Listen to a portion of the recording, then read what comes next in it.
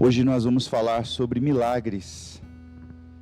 E por um motivo óbvio, nós vamos orar no final dessa celebração, porque eu acho que nós temos muito o que conversar. Nós estamos vivendo um tempo da expectativa de muitos milagres. Muitas pessoas clamam por milagres. Talvez aqueles que estejam hospitalizados ou com alguém hospitalizado, esteja no clamor para que aconteça um milagre. E eu queria dizer a você nessa manhã que eu acredito nos milagres do Senhor. Eu acredito no milagre de Deus. Mas é muito importante nós fazermos uma leitura a respeito dos milagres que aconteceram no Novo Testamento e nas manifestações do Espírito que acontecem hoje. Por isso, o tema sobre qual nós vamos conversar nessa manhã são sobre os milagres messiânicos de Jesus. Os milagres messiânicos de Jesus. E o que são os milagres messiânicos de Jesus? São os milagres que foram escritos e foram descritos pelos evangelistas para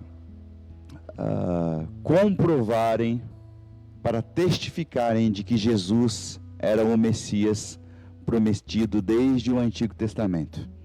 Queria orar e nós vamos ler pelo menos a descrição desses 4 milagres nessa manhã. Queria que você acompanhasse com muito carinho, como quem tem entendido de que eu acredito em milagres, você também acredita em milagres, e a gente só vai tentar nessa manhã desmistificar o que são os milagres messiânicos e a operação de Deus nas nossas vidas. A Tua palavra, Senhor, ela é viva e eficaz e mais cortante do que qualquer espada de 2 gumes, Senhor. E ela é poderosa, ela penetra a ponto de dividir alma e espírito, juntas e medulas. E ela pode discernir os pensamentos e propósitos do nosso coração. Por isso nos abençoa nessa manhã, no nome de Jesus. Amém e amém. Desde o Antigo Testamento, na tradição judaica, existiam milagres que para os fariseus e os doutores da lei, de alguma forma poderiam ser feitos por qualquer pessoa. Mas naquele contexto em que muitos messias apareciam reivindicando a identidade messiânica, ficou acertado na tradição judaica de que alguns milagres só poderiam ser feitos pelo Messias, o Messias prometido.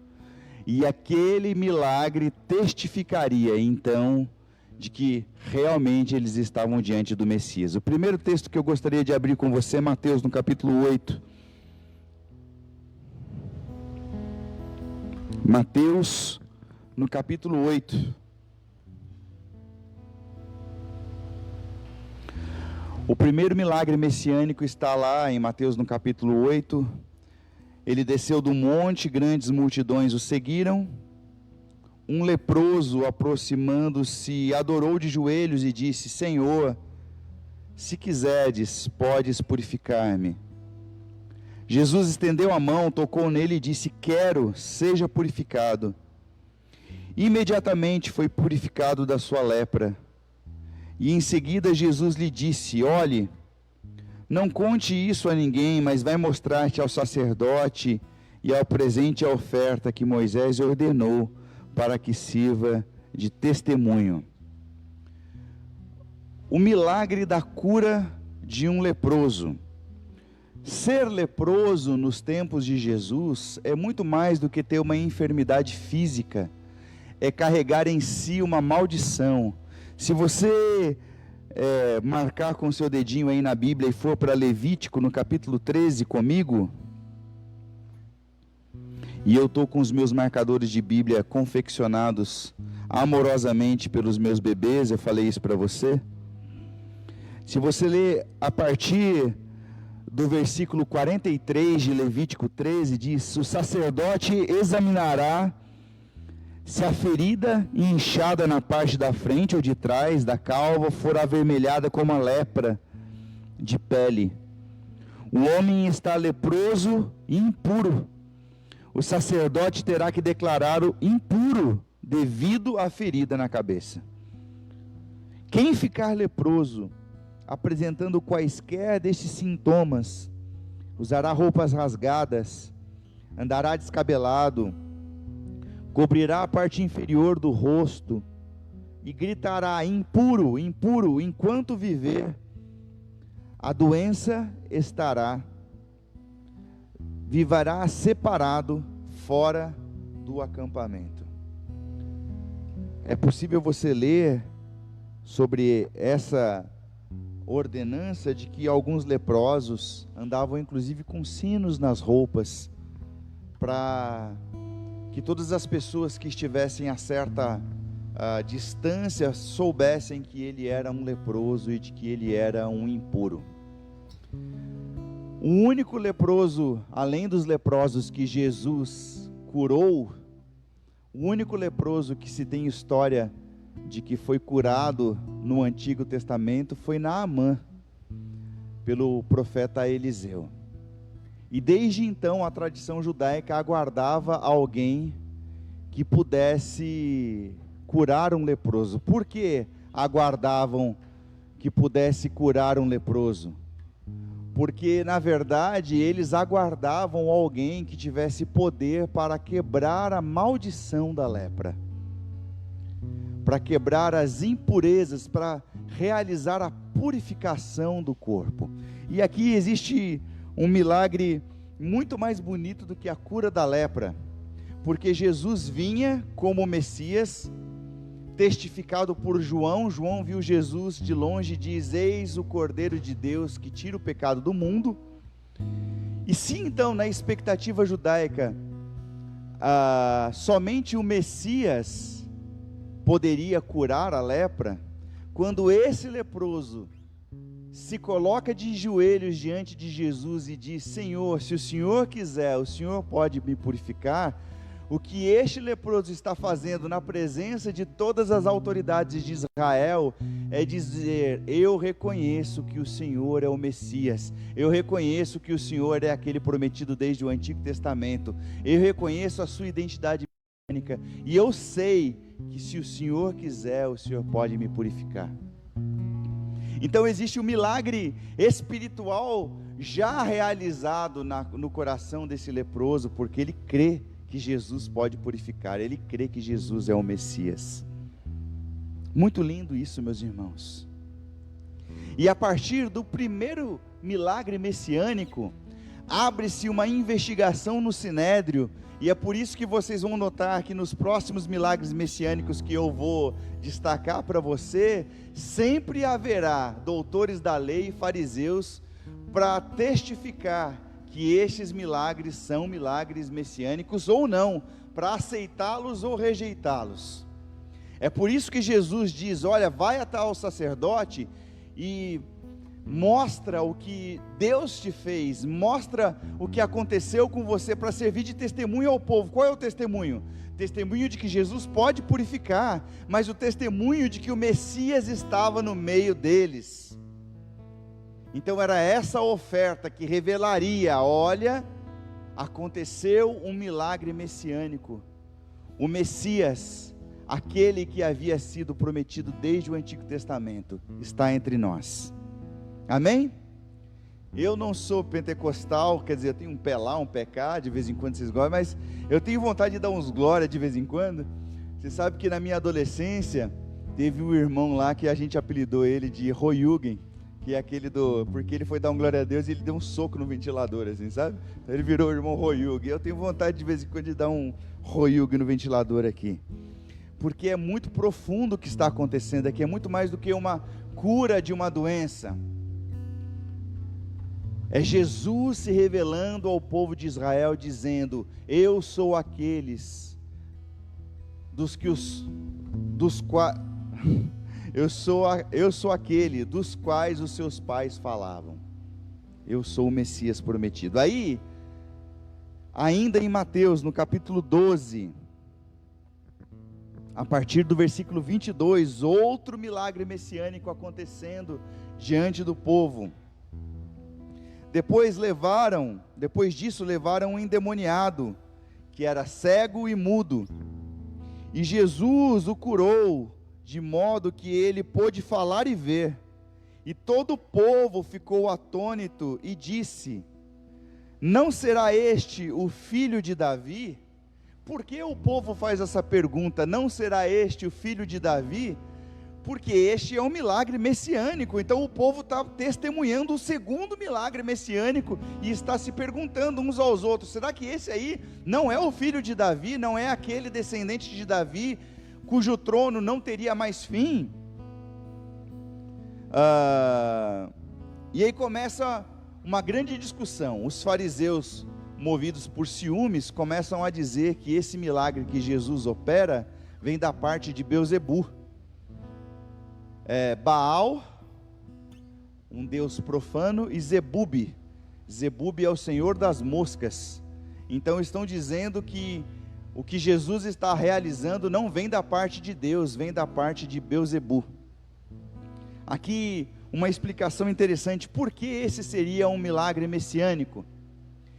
Seria um milagre messiânico porque na tradição dos judeus, para se expulsar um demônio, se pegava um endemoniado, trazia para sua família, perguntava o nome, interrogava o demônio, perguntava o nome da entidade demoníaca, porque para o judeu o nome é algo muito importante, porque aquele que tinha o domínio do nome, tinha domínio e autoridade sobre aquele cujo nome tinha sido dado.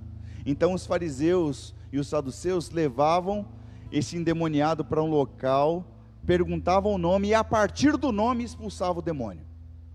Isso é tão profundo, irmãos, de que em Gênesis, no capítulo 2, o que Adão está fazendo é muito mais do que dar nome para os animais. Essa é uma girafa, esse é um hipopótamo.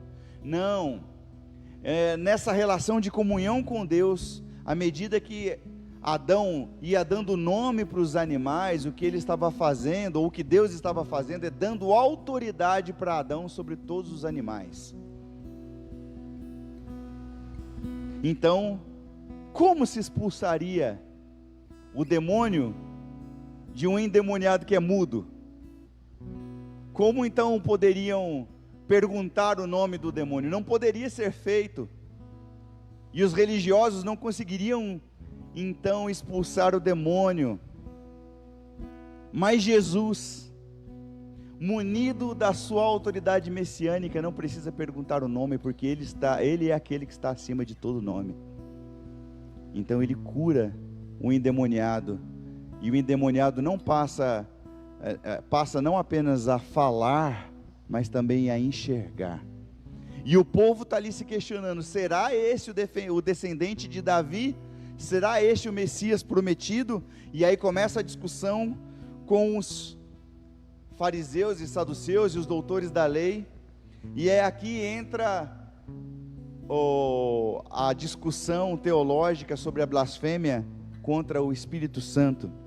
Versículo 31: por esse motivo eu digo a vocês, todo pecado e blasfêmia serão perdoados aos homens, mas a blasfêmia contra o Espírito não será perdoado. Todo aquele que disser uma palavra contra o Filho do Homem será perdoado, mas quem falar contra o Espírito Santo não será perdoado, nem nessa era, nem na que há de vir. E continua dizendo: considerem, uma árvore boa dá bom fruto, e uma árvore ruim dá fruto ruim, pois uma árvore é conhecida por seus frutos. E aí Jesus exorta: raça de víboras, como podem vocês que são maus dizer coisas boas? Pois a boca fala do que está cheio o coração. O que Jesus está dizendo para os fariseus é: Se tem alguém que está falando da parte de Beelzebub, de Baal-zebub, são vocês, porque a boca de vocês só fala daquilo que o coração de vocês está cheio. E aqui, o ensinamento que eu trago para você é que o pecado contra o Espírito Santo é atribuir o milagre messiânico, o milagre que estava sendo testemunhado pelo povo, é testemunhar esse milagre, dizer que esse milagre é feito da parte do diabo ou da parte de Beelzebub. Entendem? Então, a blasfêmia contra o Espírito Santo, ela não acontece hoje. A blasfêmia contra o Espírito Santo é a rejeição naquele momento histórico, naquele contexto, é rejeitar a identidade messiânica de Jesus.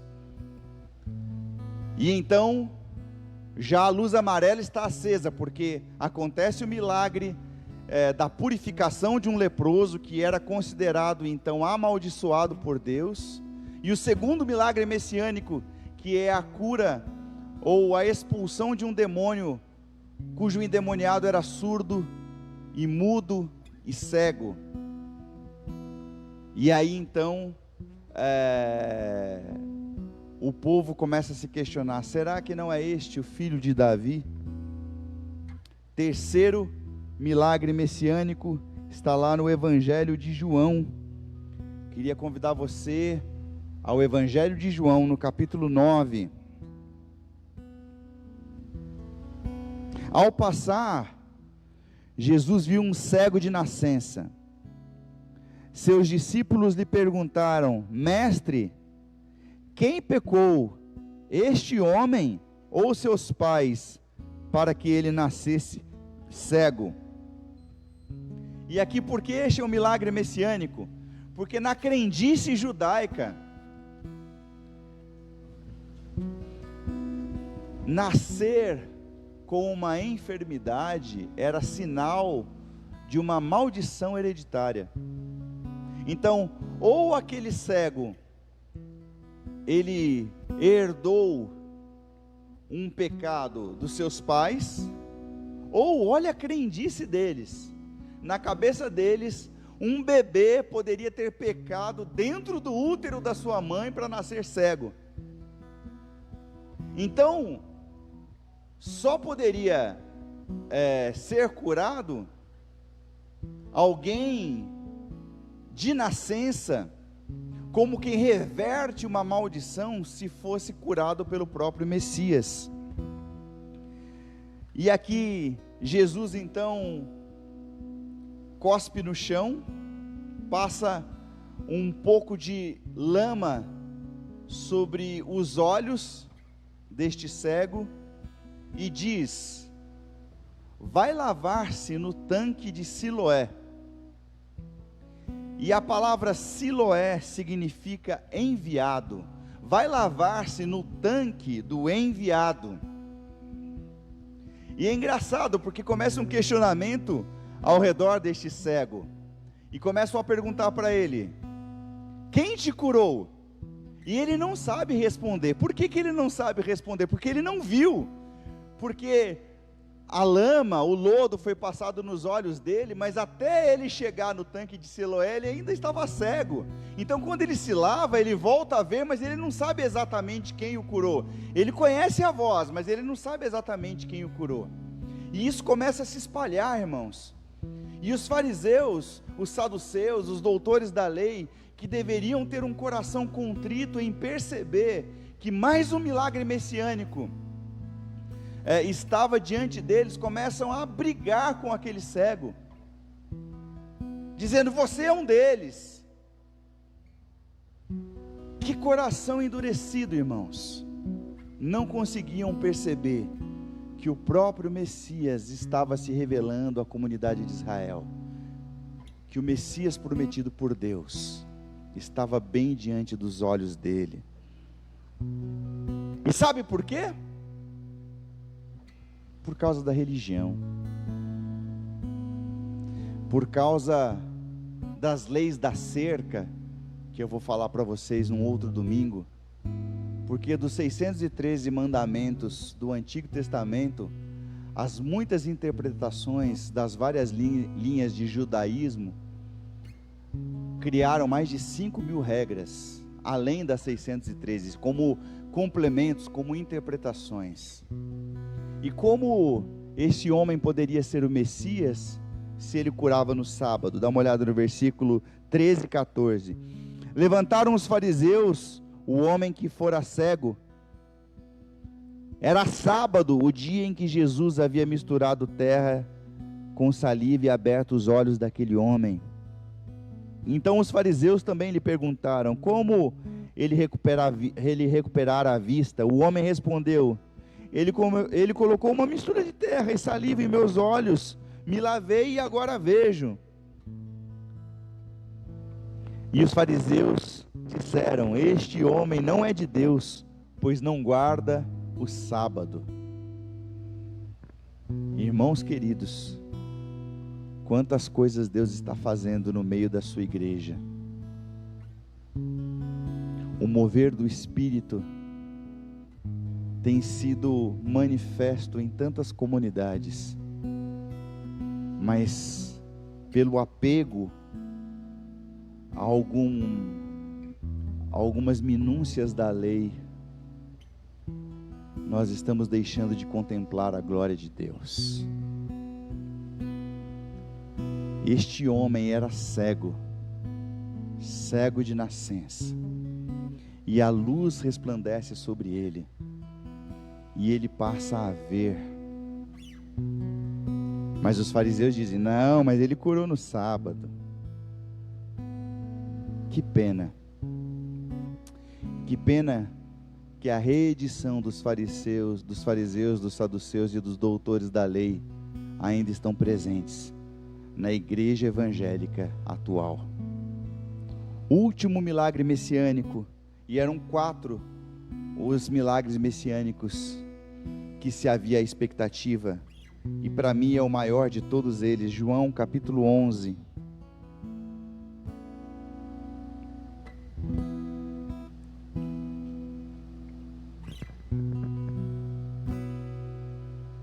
Esse eu faço questão de ler o texto todo, tá, irmãos? Havia um homem chamado Lázaro. Ele era de Betânia, do povoado de Maria e de sua irmã Marta. E aconteceu que Lázaro ficou doente. Maria, sua irmã, era a mesma que derramara perfume sobre o Senhor e lhe enxugara os pés com os cabelos. Então as irmãs de Lázaro mandaram dizer a Jesus: Senhor, aquele a quem amas está doente. Ao ouvir isso, Jesus disse: essa doença não acabará em morte. Ele não disse que Lázaro não iria morrer. Ele disse: essa doença não acabará em morte, que é bem diferente. E é para a glória de Deus, para que o Filho de Deus seja glorificado por meio dela. Jesus amava Marta, a irmã de Lázaro. No entanto, quando ouviu falar que Lázaro estava doente, ficou mais 2 dias onde estava. Poxa, que amor é esse? Amava a família de Lázaro, mas ficou mais 2 dias onde estava. O que será que o ocupava tanto que ele não poderia partir imediatamente para sarar a Lázaro? Depois disse a seus discípulos: vamos voltar para a Judéia. Esses disseram: mestre, há pouco os judeus tentaram apedrejar-te, e assim mesmo vais voltar para lá? Jesus respondeu: o dia não tem 12 horas? Quem anda de dia não tropeça, pois vê a luz deste mundo. Ele está fazendo menção à luz, à revelação de que ele é a luz do mundo, inclusive de que ele abrira os olhos do cego, e o cego voltou a ver a luz. Quando anda de noite, tropeça, pois nele não há luz. Depois de dizer isso, prosseguiu dizendo-lhes: nosso amigo Lázaro adormeceu, mas vou até lá para acordá-lo. Seus discípulos responderam: Senhor,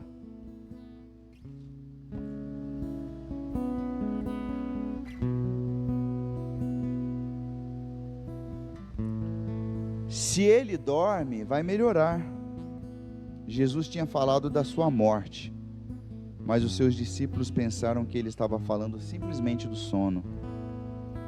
Então lhes disse claramente: Lázaro morreu. E para o bem de vocês, estou contente por não ter estado lá, para que vocês creiam, mas vamos até ele. Então Tomé, chamado Dídimo, o Tomé chamado Dídimo é aquele cheio de fé que vocês já conhecem, é aquele que precisa tocar com o seu dedo nas mãos de Jesus e no lado de Jesus, disse aos outros discípulos: vamos também para morrermos com ele. Cara cheio de sabedoria, né? Talvez muito parecido como muitos de nós, aquele que só crê naquilo que vê. Ao chegar, Jesus verificou que Lázaro já estava no sepulcro há 4 dias, e aqui eu quero fazer uma pausa. Na tradição dos judeus, eles acreditavam de que quando alguém morria, o seu espírito ainda ficava perambulando aos arredores do sepulcro por 3 dias. Então, mesmo que alguém ressurgisse nos próximos 3 dias, não seria caracterizado um milagre messiânico. Mas quando Jesus chega a Lázaro, Jesus chega a Lázaro no 4º dia. Betânia distava a cerca de 3 quilômetros de Jerusalém, quer dizer, estava pertinho, ele podia ter estado lá. E muitos judeus tinham ido visitar Marta e Maria para confortá-las pela perda do irmão. Quando Marta ouviu que Jesus estava chegando, foi encontrá-lo, mas Maria ficou em casa. Disse Marta a Jesus: Senhor, se estivesses aqui, meu irmão não teria morrido. Mas sei que mesmo agora Deus te dará tudo o que pedires. Senhor, se estivesses aqui, meu irmão não teria morrido. E quando acontece uma coisa muito ruim conosco, o se entra em evidência no nosso coração. Se eu não tivesse ido, se a minha mãe não tivesse tido contato com aquela pessoa, se o meu pai não tivesse naquele momento, se o meu pai não tivesse atravessado a rua. Só que o se fica no passado, meu irmão. O se não tem mais controle, não pode ser mais controlado. O se já foi. E nós estamos diante do Deus que está acima do se. Os nossos sis são pequenos diante do Deus o qual servimos. Disse-lhe Jesus: o seu irmão vai ressuscitar. Marta respondeu. Marta fez aquele meia-culpa, sabe? Eu sei, Senhor, que ele vai ressuscitar na ressurreição do último dia. Sabe aquelas conversas de velório? Não, eu sei que um dia ele vai ressurgir. Disse-lhe Jesus: eu sou a ressurreição e a vida. Aquele que crê em mim, ainda que morra, viverá. E quem vive e crê em mim não morrerá eternamente. Você crê nisso? Você crê nisso, meu irmão? Que aquele que vive e crê não morrerá eternamente? Porque a vida eterna não é um tipo de vida que nós conquistamos após a morte. A vida eterna é um tipo de vida que nós experimentamos ainda em vida. É uma qualidade de vida. Porque vida eterna é uma vida que não tem nem começo nem fim. E aquele que crê em Jesus não morrerá eternamente, porque o próprio Deus vem habitar dentro dele. Ela lhe respondeu, olha a resposta dela: sim, Senhor, eu tenho crido que tu és o Cristo, o Filho de Deus, que devia vir ao mundo. Você sabe o que ela disse? Eu creio que o Senhor é o Messias. Eu creio que o Senhor era o Cristo. Foi isso que ela respondeu. Primeiro ela fez a meia-culpa, mas depois ela olhou nos olhos de Jesus e disse: eu creio que o Senhor é o Messias. Oh, glória! E depois de dizer isso, foi para casa e, chamando à parte Maria, disse-lhe: o mestre está aqui e está chamando você. Ao ouvir isso, Maria levantou-se depressa e foi ao encontro dele. Jesus ainda não tinha entrado no povoado, mas estava no lugar onde Marta o encontrara. Quando notaram que ela se levantou depressa e saiu, os judeus que a estavam confortando em casa seguiram-na, supondo que ela ia ao sepulcro para ali chorar. Chegando ao lugar onde Jesus estava e vendo, Maria prostrou-se aos pés e disse: Senhor, se estivesses aqui, meu irmão não teria morrido. Mais uma vez. Ao ver chorando Maria e os judeus que a acompanhavam, Jesus agitou-se no espírito e perturbou-se. Onde o colocaram? Perguntaram ele. Vem e vê, Senhor. Responderam eles. Jesus chorou. E aqui eu faço uma pausa. Jesus sabia quem ele era. E Jesus sabia que nos próximos minutos Lázaro haveria de ressurgir. Mas isso não o impediu de contemplar o coração ferido daquelas pessoas e de chorar com elas. Nesse domingo eu estive num velório. Um monte de gente que não era crente. E eu disse com toda a convicção do meu coração: vocês devem estar se perguntando, onde Deus está? E eu digo a vocês nessa tarde: Deus está ao lado daqueles que choram. E Deus permanece ao lado daqueles que choram. E é por isso que Ele nos ensina a chorar o choro do nosso irmão, porque Ele é o primeiro a chorar, porque Ele não nos deixa órfãos, porque Ele é quem envia o Espírito Consolador, o Espírito do Senhor. O Espírito do Senhor está sobre nós para chorar com os aflitos, para trazer libertação.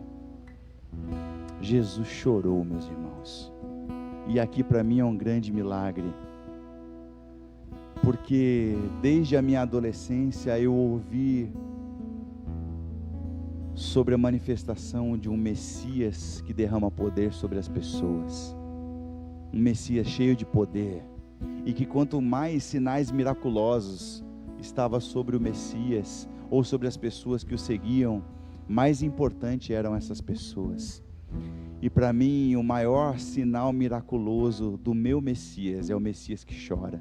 É o Messias que se esvazia, conforme Filipenses capítulo 2, que o ser igual a Deus não é algo a que deve apegar-se, mas ele se esvazia tomando figura humana, depois figura de servo, e depois não só uma figura de servo que lava os pés, mas é obediente até a morte, morte de cruz. E o texto continua em Filipenses dizendo: por isso Deus o exaltou e lhe deu o nome que está acima de todo nome, para que ao nome de Jesus se dobre todo o joelho no céu, na terra e debaixo da terra, e toda língua confesse que Jesus Cristo é o Senhor, para a glória de Deus Pai. Você quer ser cheio do poder de Deus? Então, na autoridade do nome de Jesus, eu digo a você: se esvazie, meu irmão.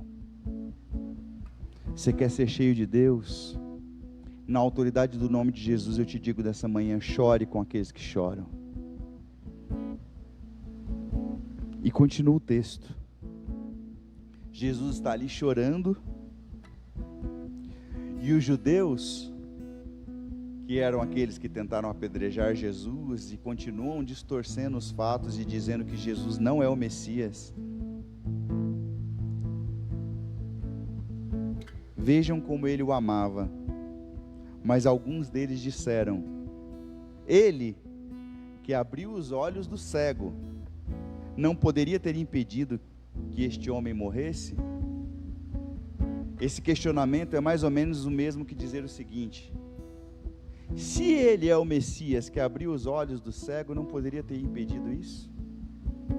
É mais uma vez um questionamento da identidade messiânica de Jesus.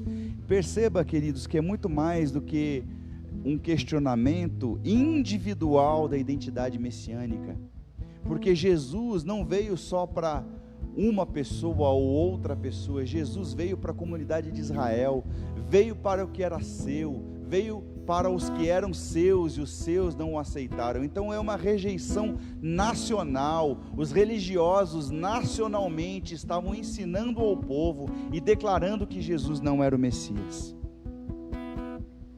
Jesus, outra vez profundamente comovido, foi até o sepulcro. Era uma gruta com uma pedra colocada à entrada. Tirem a pedra, dissem ele. Disse Marta ao irmão do morto: Senhor, ele já cheira mal, pois já faz 4 dias. Quantos dias faz? Quantos dias fazem, perdão? 4 dias. Já não tem mais esperança para Lázaro. Já fazem 4 dias, já passou aquilo que o judaísmo nos ensina. O espírito de Lázaro já não está mais perambulando, porque já fazem 4 dias. Então tiraram a pedra. Jesus olhou para cima e disse: Pai, eu te agradeço porque me ouviste. E na verdade eu sei que o Senhor sempre me ouves, mas eu estou dizendo isso por causa do povo que está aqui, para que eles creiam que tu me enviaste. E depois de dizer isso, Jesus bradou em alta voz: Lázaro, vem para fora. O morto saiu com as mãos e os pés envolvidos em faixas de linho, e o rosto envolto num pano. Disse-lhe Jesus: tirem as faixas dele.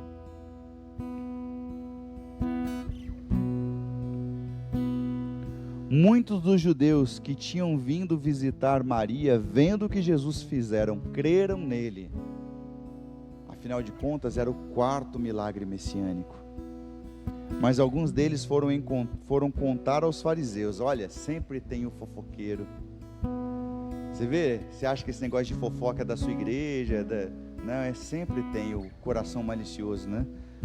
Muitos dos judeus que tinham vindo visitar Maria, vendo o que Jesus fizera, creram nele. Mas alguns deles foram contar aos fariseus o que Jesus tinha feito. Então os chefes dos sacerdotes e os fariseus convocaram uma reunião no Sinédrio. O que estamos fazendo? Perguntaram eles. Aí está esse homem realizando muitos sinais milagrosos. Se o deixarmos, todos crerão nele. Então os romanos virão e tirarão tanto o nosso lugar como a nossa nação. Eles estavam preocupados espiritualmente com a revelação do Messias, mesmo tendo visto 4 milagres messiânicos. Não, eles estavam preocupados com eles mesmos, com seus cargos, com suas reputações. E no versículo 53 ainda diz: e daquele dia em diante resolveram tirar-lhe a vida. Foi quando começa o plano para matar a Jesus.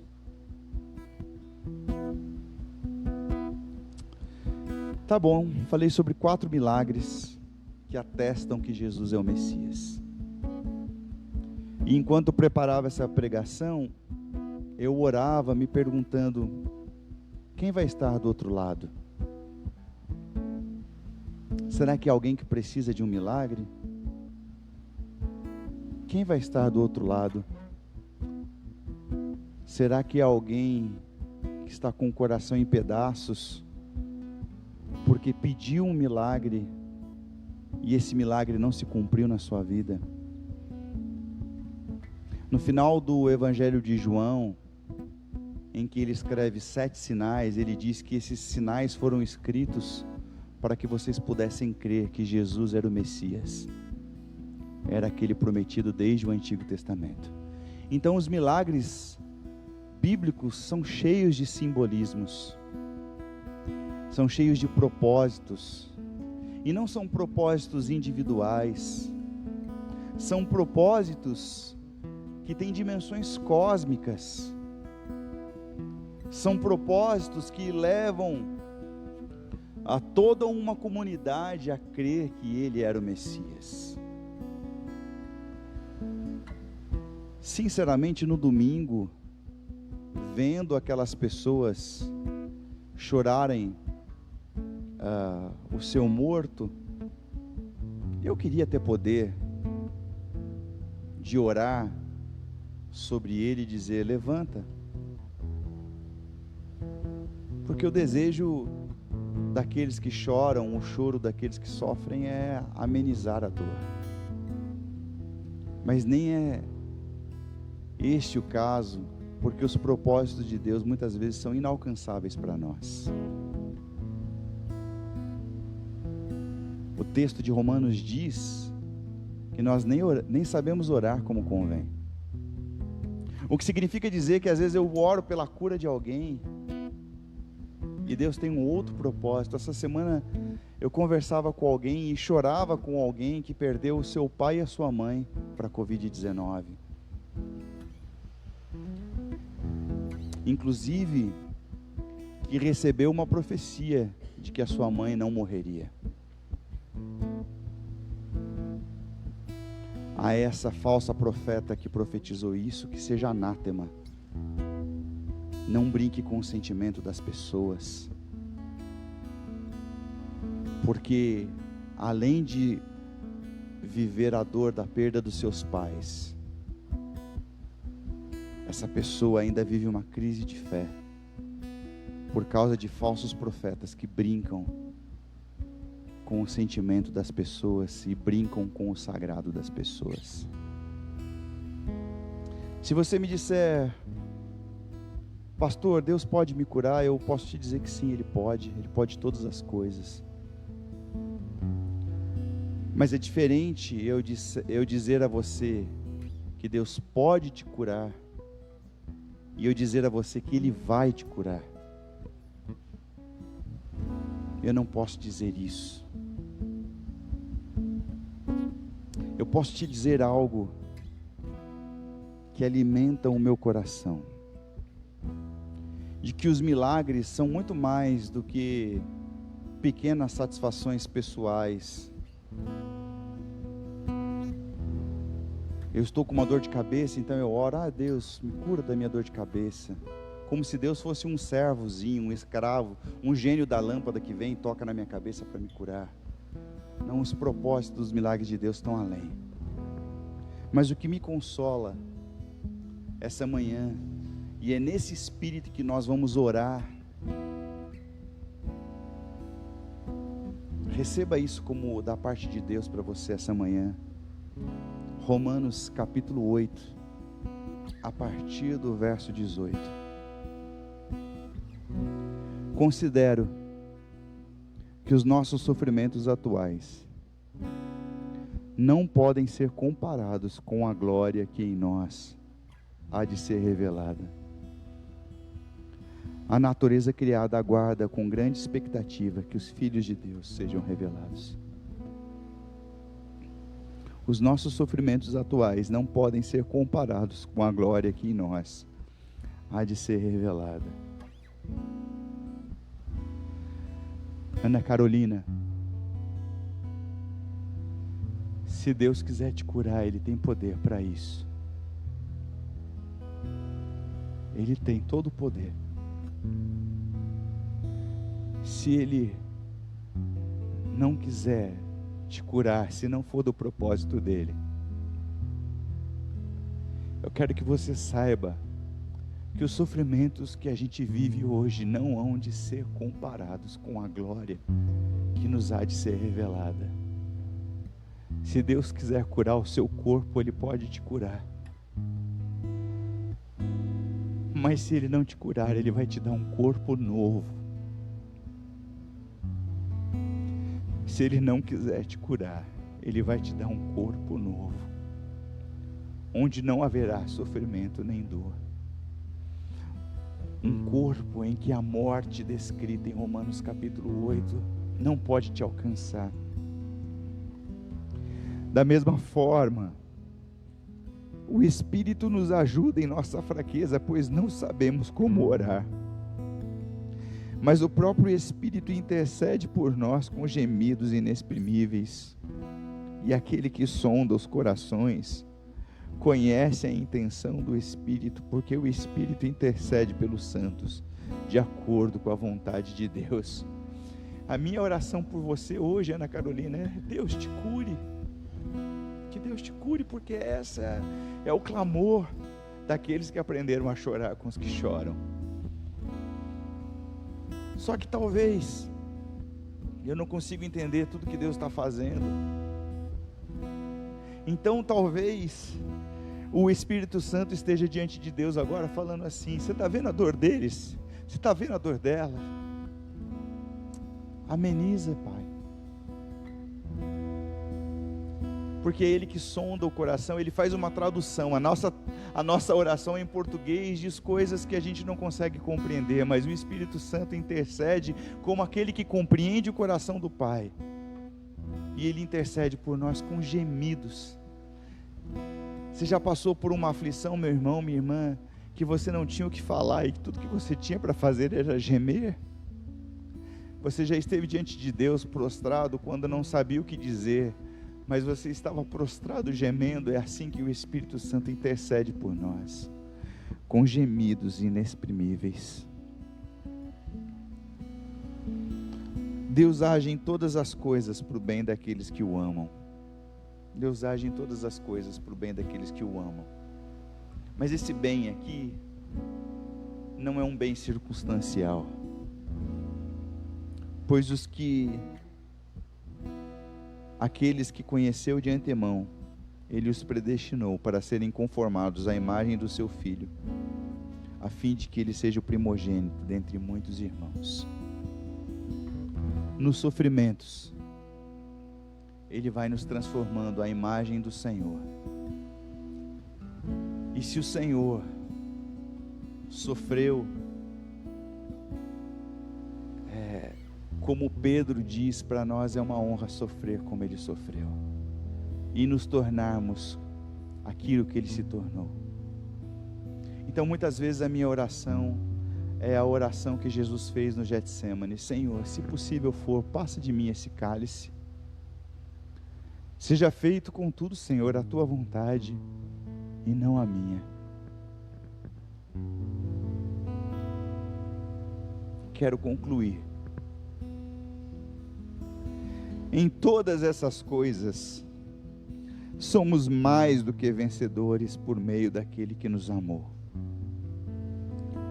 Pois estou convencido de que nem a morte, nem a vida, nem anjos e nem demônios, nem o presente, nem o futuro, nem quaisquer poderes, nem altura, nem profundidade, nem qualquer outra coisa na criação será capaz de nos separar do amor de Deus, que está em Cristo Jesus, o nosso Senhor. Tem uma promessa, meus irmãos. A promessa não é de que nós não viveríamos aflições. A promessa é: tende bom ânimo, porque se eu venci o mundo, vocês também podem vencê-lo. Mas eu estou com vocês todos os dias, até a consumação dos séculos. Eu estou com vocês. Eu não vou deixar vocês órfãos um minuto sequer, porque eu vou enviar o meu Espírito. E é bonito, eu vou enviar o meu Espírito, porque Ele é o Espírito Santo, é o próprio Jesus. E eu virei habitar dentro de vocês, e eu serei aquele que traz consolo. Eu acredito em milagres. Eu não acredito na banalização dos milagres. Acredito que muito do que foi dito sobre os milagres foi dito por pessoas que não tiveram oportunidade de estudo, foram ditas na emoção. O crescimento evangélico no Brasil foi exponencial e muitos pastores não tiveram a oportunidade e o privilégio de poder estudar. Então pregavam segundo aquilo que estava no seu coração. Banalizaram o milagre. Banalizaram as palavras proféticas, porque profecia nem sempre diz respeito ao futuro. A profecia é aquele que fala da parte de Deus com autoridade. Então eu creio sim no milagre. Mas se você por acaso, nesse tempo de pandemia, não recebeu o milagre que o seu coração tinha expectativa, talvez existam coisas na sua existência, propósitos para além daquilo que vocês poderiam compreender. Mas se vivemos, vivemos com Ele. E se partimos, partimos com Ele. Descobri que o Salviano se foi. Salviano é um baiano, um dos baianos mais legais que eu já conheci na vida. Ele era da igreja do Varã. Ele cansou da vida na cidade e foi morar na roça, porque estava muito cansado. Se mudou para a Bahia. E eu acho que ele, como era muito ativo, não conseguiu sossegar o facho lá também. E aí Deus levou ele para o descanso eterno. Salviano já ouviu as doces palavras do Mestre. Foste fiel no pouco, no muito eu vou te colocar. Entra para o descanso do teu Senhor. Os pais da Aline, entra para o descanso do seu Senhor. E tantos outros mais que partiram em Cristo. Então não se desespere quando o milagre não vem do jeito que você deseja. Que nós consolemos uns aos outros com essas palavras e com o maior de todos os milagres, que é a vida eterna, que tem todo aquele que crê que Jesus Cristo é o Messias prometido desde o Antigo Testamento. Tu és o Cristo, o Filho do Deus vivo. Palavras de Pedro. E aí ele diz: Pedro, você acha que isso foi uma grande revelação sua? Você acha que você falou isso porque você é inteligente? Não é não. É pelo Espírito que você diz. E sobre essa pedra eu edificarei a minha igreja. E as portas do inferno não prevalecerão contra ela. De porta aberta ou porta fechada. Via wireless ou via movimento místico do Espírito. Chorando de perto ou chorando de longe. As portas do inferno não prevalecerão contra a igreja de Deus. Vamos orar.